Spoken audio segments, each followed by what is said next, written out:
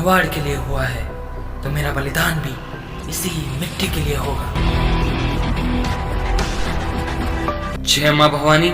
मेवाड़ एक ऐसा राज्य जो स्वाभिमान की पूरी छवि है, जहां शीश का बलिदान देना स्वीकार है पर स्वाभिमान पर आंच नहीं। आज हम बात करने वाले हैं इसी धरती के दो अनमोल रत्न, जिनकी वजह से आज हमारी आन बान शान बरकरार है। जय मां भवानी। आप देख रहे हैं राजपूताना कल्चर। आज का हमारा टॉपिक है गोरा, बादल और मेवाड़। मूनोत नैन्सी के प्रसिद्ध महाकाव्य मारवाड़ परगनारी विगत में इन दोनों वीरों के बारे में पुख्ता जानकारी मिलती है। इस महाकाव्य के अनुसार रिश्ते में काका भतीजा लगने वाले यह दो वीर जालोर के चौहान वंश से संबंध रखते हैं, जो रानी पद्मिनी के विवाह पश्चात राजा रतन सिंह के राज्य का हिस्सा बन गए। यह दोनों इतने पराक्रमी थे कि दुश्मन इनके नाम से कांपते थे। एक तरफ जहां काका गोरा दुश्मनों के लिए काल था, वही दूसरी तरफ भतीजा बादल दुश्मनों के संहार के आगे मृत्यु तक को शून्य समझता था। यही कारण था रावल रतन सिंह ने इन दोनों को मेवाड़ का सेनापति नियुक्त किया। माना जाता है अलाउद्दीन के चित्तौड़ छोड़कर जाने से पूर्व रानी पद्मिनी को शीशे में देखने की बात कही तो रतन सिंह क्रोध से लाल हो उठे। वो इसका जवाब देना चाहते थे, पर रानी पद्मिनी यह अनावश्यक युद्ध और व्यर्थ की जनहानि नहीं चाहती थी, तो इस प्रस्ताव को राजनीतिक रूप से मान लिया गया। यह बात गोरा और बादल के संज्ञान में आई तो वह क्रोध से तिलमिला उठे और उन्होंने रतन सिंह से ऐसा ना करने का आग्रह किया, पर इस आग्रह को राजनीतिक मजबूरी बताकर टाल दिया गया। मेहमान नवाजी के बहाने खिलजी रतन सिंह को अगवा कर ले जाते हैं और मेवाड़ संदेश आता है। यदि रतन सिंह को मेवाड़ वापस चाहता है तो रानी पद्मिनी को दिल्ली भेज दिया जाए, और यदि ऐसा नहीं हुआ तो खिलजी राज्य के साथ मेवाड़ का भी विनाश कर देगा। ऐसी विकट स्थिति में महारानी पद्मिनी को दो नहामी सूझे, गोरा और बादल, जो रावल रतन सिंह को वापस मेवाड़ ला सकते थे।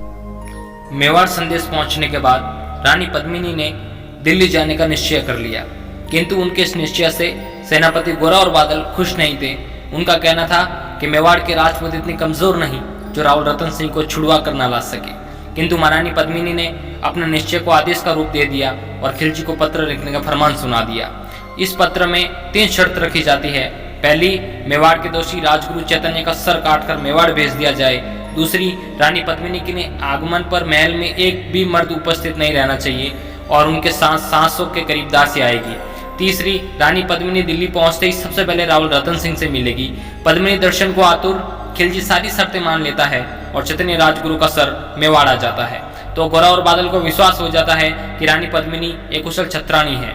इसी के साथ गोरा और बादल सेना में से छठे हुए वीरों को पालकी में बिठाकर रानी पद्मिनी के साथ दिल्ली कूच करते हैं और शर्त अनुसार महल में कोई भी मर्द नहीं होता है और रावल रतन सिंह को छुड़ा लिया जाता है। जैसे ही ये बात खिलजी और उसके गुलाम गफूर को पता चलती है, वो सेना को आदेश दे देते हैं कि रावल रतन सिंह को वापस कैद कर लिया जाए। गोरा और बादल रतन सिंह और रानी पद्मिनी को कुछ सैनिकों के साथ मेवाड़ भेज देते हैं और स्वयं खिलजी की सेना को रोकने हेतु दिल्ली रुक जाते हैं और घर में घुसकर खिलजी सेना को तहस नहस कर देते हैं। खिलजी का सेनापति इन दोनों वीरों की वीरता से अचंभित हो जाता है और धोखे से वार करता है। दोनों के गंभीर चोट आने और शीश कट जाने के बाद भी धड़ लड़ते रहते हैं। इन दो महान वीरों का रक्त आज भी मेवाड़ की दीवारों में बहता है। ऐसे महान वीर जो खिलजी को अकेला पाकर भी उसे सिर्फ इसलिए छोड़ देते हैं क्योंकि वो अपनी पत्नी के पीछे छुप जाता है। ऐसे महान वीरों को हमारी टीम की ओर से नमन। ऐसे ही इस प्रकार के साहसी वीडियो के लिए चैनल को सब्सक्राइब करें, वीडियो को लाइक और शेयर करना ना भूलें। जय मां भवानी, जय राजपूताना।